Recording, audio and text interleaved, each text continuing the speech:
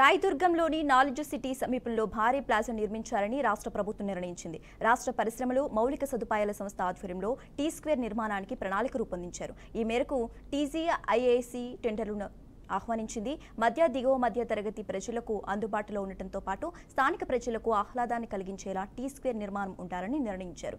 రోజువారీ పనులతో క్షణం తీరిక లేకుండా ఉండేవారికి టీ స్క్వేర్లో జరిగే ఈవెంట్లతో ఆహ్లాదకర వాతావరణం కల్పించాలని భావిస్తున్నారు.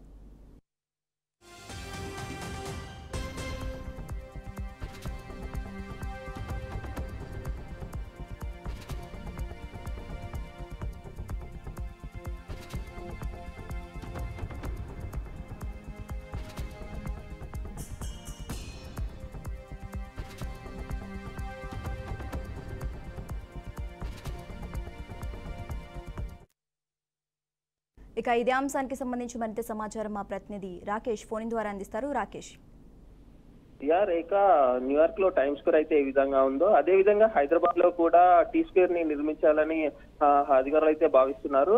అయితే ఇప్పుడు ఇదైతే మన గ్లోబల్ సిటీగా ఇప్పటికే హైదరాబాద్ చాలా ప్రఖ్యాతిగాంచింది. అయితే ఇప్పుడు ఈ టీ స్క్వేర్ నిర్మాణం జరిగితే ఇది ఒక మణిహారంలా మారుతుందని కూడా చెప్పుకోవచ్చు.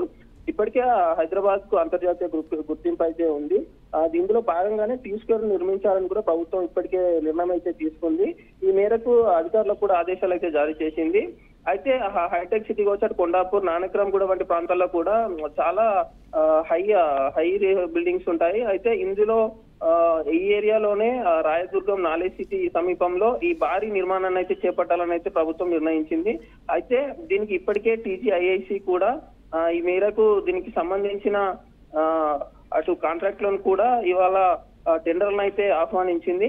అదే విధంగా ఈ ప్లాజాలో అయితే భారీ నిర్మాణాలు అయితే చేపట్టనున్నారు. ఇందులో ముఖ్యంగా అటు మ్యూజిక్ మాల్స్ లాంటివి కావచ్చు, షాపింగ్ మాల్స్ లాంటివి కావచ్చు, అదేవిధంగా స్క్రీనింగ్ సంబంధించి కూడా న్యూయార్క్ స్క్వేర్ సిటీ అయితే ఎలా ఉంటుందో అదే విధంగా టీ స్క్వేర్ సిటీని కూడా నిర్మించాలని కూడా ఇప్పటికే అధికారులు అయితే భావిస్తున్నారు. అయితే గత బీఆర్ఎస్ ప్రభుత్వంలోనే దీనికైతే ప్రణాళిక అయితే రచించారు. అప్పటి ఐటీ మినిస్టర్ కేటీఆర్, అదేవిధంగా ముఖ్య కార్యదర్శి జేఎస్ రంజన్ టైంలో కూడా ఈ టీ స్క్వేర్ నిర్మాణంపై కూడా చాలా చర్చలు జరిగాయి. అయితే అదైతే కొలిక్కి రాలేదు. అది ఇప్పుడు వచ్చిన రేవంత్ సర్కార్ రాగానే దీనిపై కూడా చర్చలు అయితే జరిగాయి. చర్చలు ఫలించడంతో ఈ టీ స్క్వేర్ నిర్మాణానికి అయితే హైదరాబాద్ అధికారులు అయితే పూనుకున్నట్టయితే తెలుస్తుంది. ఇది అంతర్జాతీయ స్థాయిలో సంబంధించిన ఈవెంట్స్ కూడా ఇందులో జరగనున్నాయి. హైదరాబాద్ వాసులకైతే ఒక గుడ్ న్యూస్ అనేది చెప్పు Rekha. Okay, right. Thanks for updates Rakesh.